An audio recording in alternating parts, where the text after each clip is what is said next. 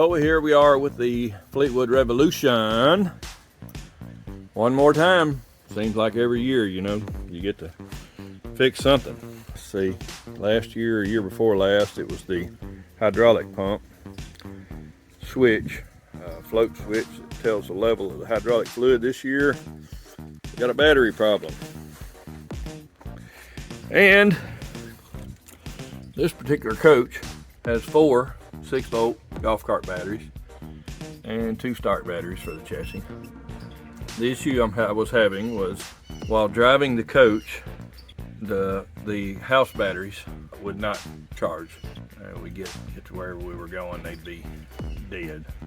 But the coach batteries would be 13.5, 14 volts.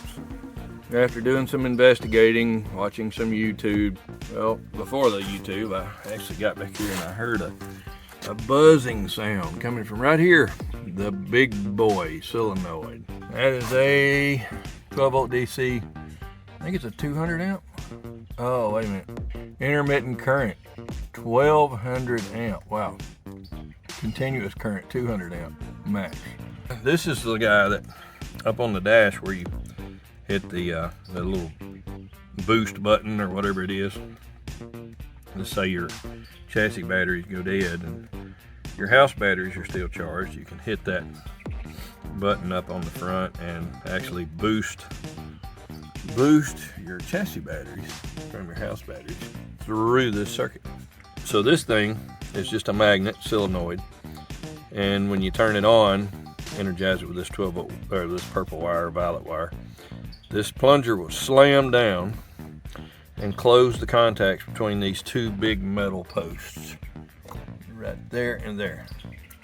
Now when it closes this post, this post charges the coach batteries, and this post over here, that one, charges the house batteries through this wire and this wire.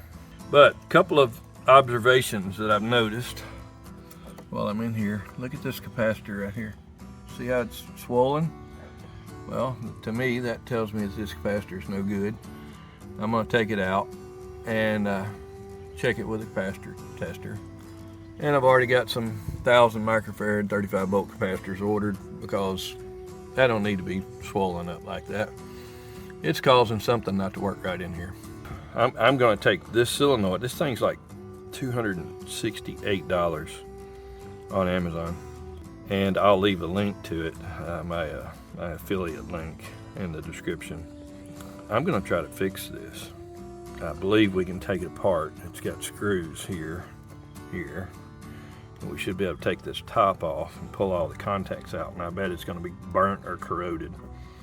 Before you want to fool around with any of this stuff with this 1/0 wire, this humongous high current wire, first thing I did, disconnect the negative terminals on the coach, on the chassis batteries, and if we can get around here to it, disconnected the negative from this battery and that battery back there.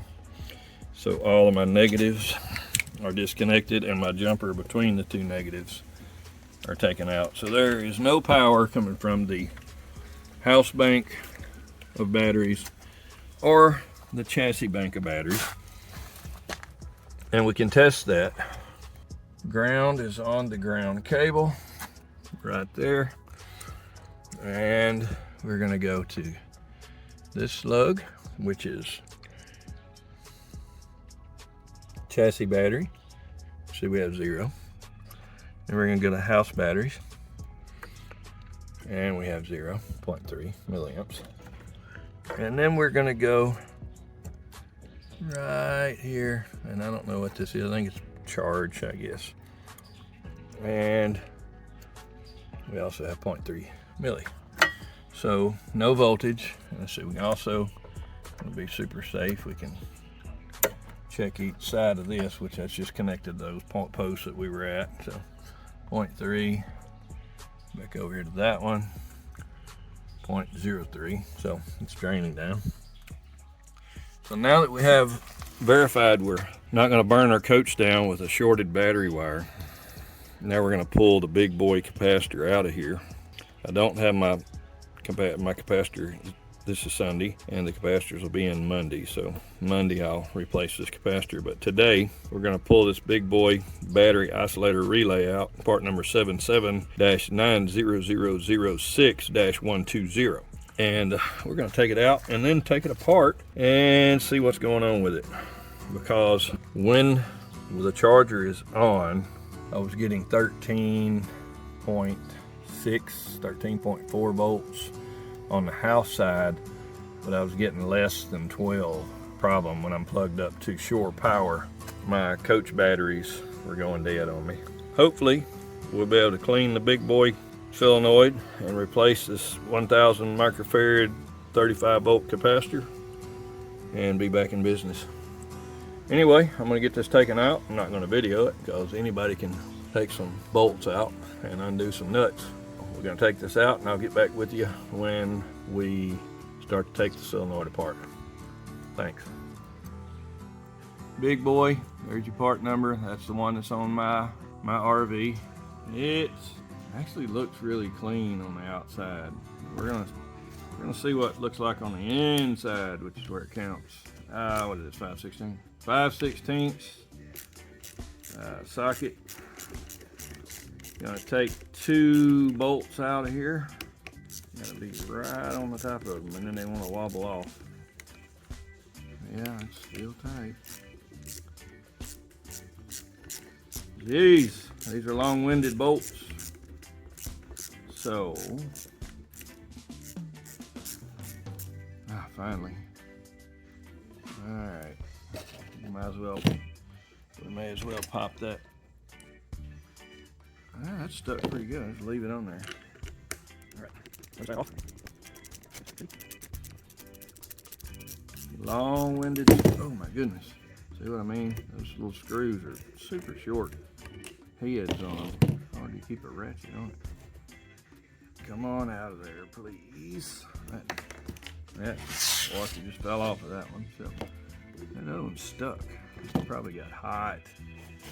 All right, let's take these magnet activation nuts off and let's get the nuts. Oh, those are 3/8 it looks like. Hang on, let me get the 3/8. Let's see if that's the right size, and it is. So there's the 3/8.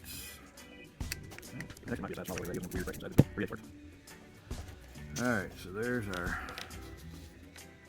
nuts there. Let's see if we can get these washers off.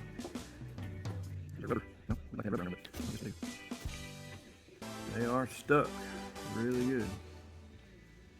It does have a little patch of rubber under there.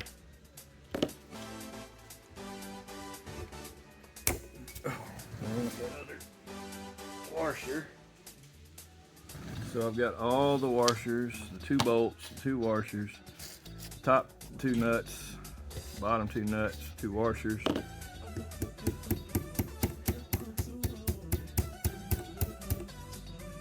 That's rubber. Those are mounted in rubber. That's cool.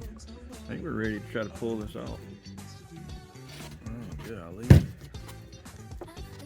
Is it glued on? It's rubber on there. All right.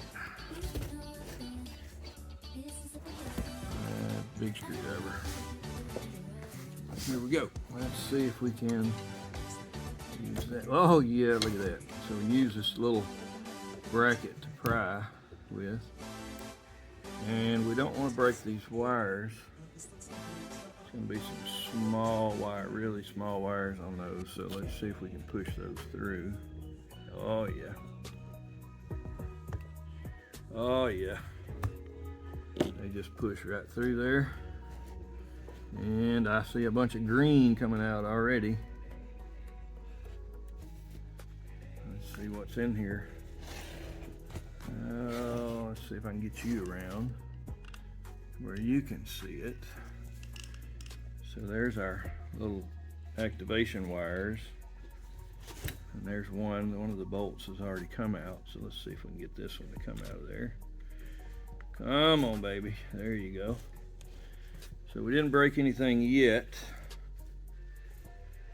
Don't matter where those go, I don't think. Nope. However, I'm gonna mark it. I should have marked it before I take it apart, because I don't know what I'm doing. So I'm gonna mark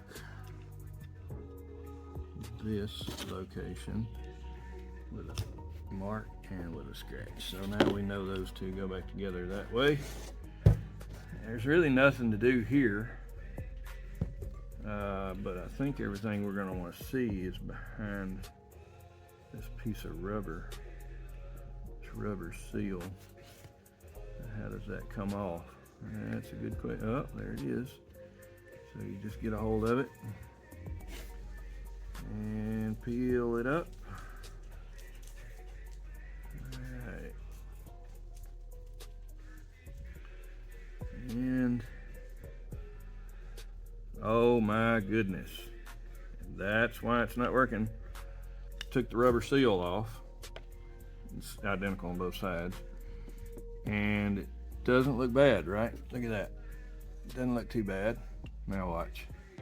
Oh my. That's actually what makes contact. This washer, I think it's copper.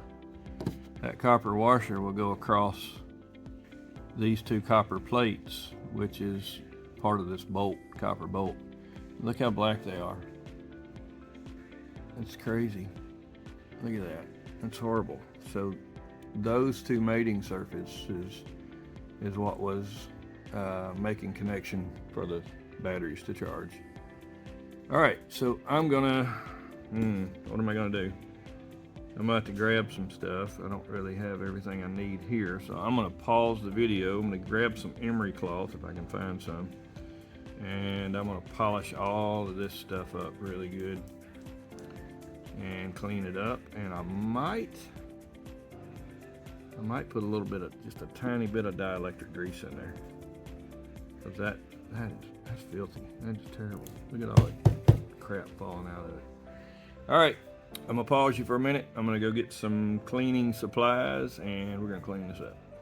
I went ahead and got some 80 grit, and then I came back behind it with the 220, and that's what we ended up with. It's kind of shiny copper now, so I think we'll be fine. I'm gonna hit it with a little bit of carburetor cleaner and clean all that residue out of there.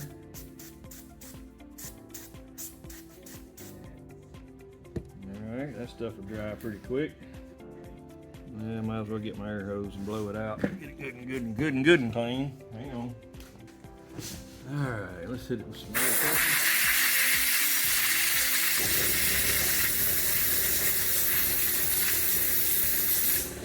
That looks pretty good. What do you think? I think it's fine. You need to get this guy, and I think I've got a better way to do that. I have a wire brush on a drill somewhere around here, so let me go find that. See if we can do this without damaging that.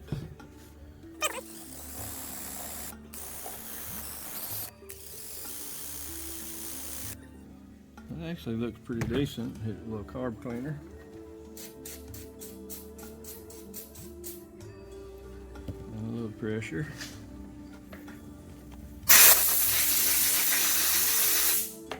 Yeah, man. That looks nice. That was easy. Drop this back in here. There's my scratch.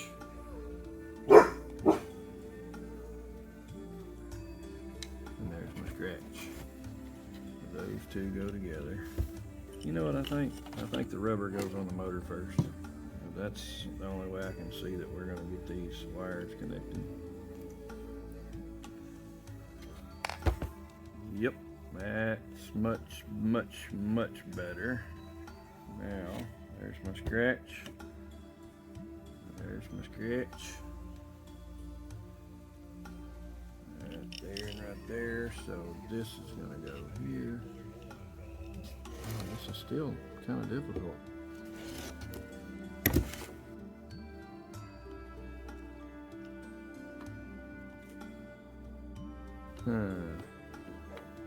That's going to go there. I guess I should get the long one in first. I don't know why they didn't make them both long like that.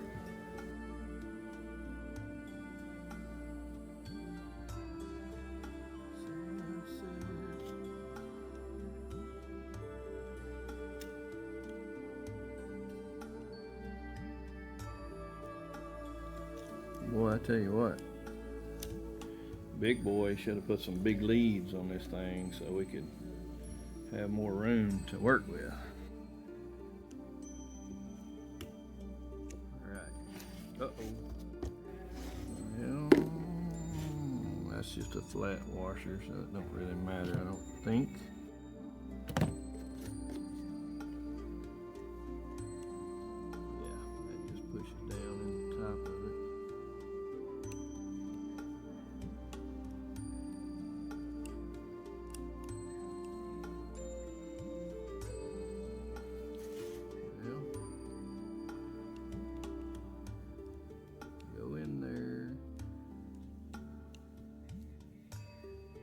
Alright, so there's that rubber seated back in the hole.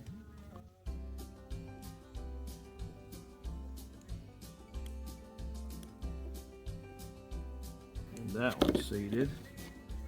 And the rubber around the motor looks pretty dang good. And so we'll stick these washers on.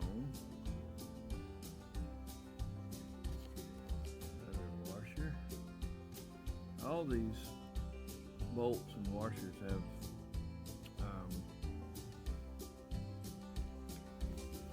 this little rubber washer on the bottom of the metal washer is what's holding us up.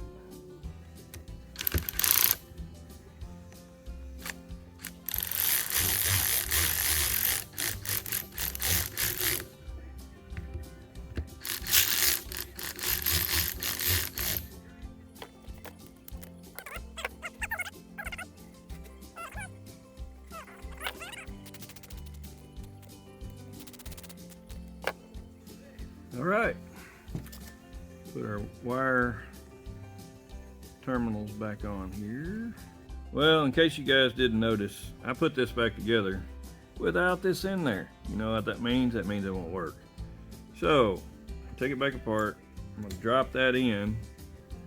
I need a 12-volt supply. I'm gonna pause you just for some moment. All right, got me a battery here with some wires temporaried up to it, and we're just gonna check it. Oh yeah, Dad say that works. Now if I had a meter with me, which I don't, it's outside with the RV, I could go here and go across these and check for continuity when we click the relay on, but we know it's working because we just got through cleaning it up.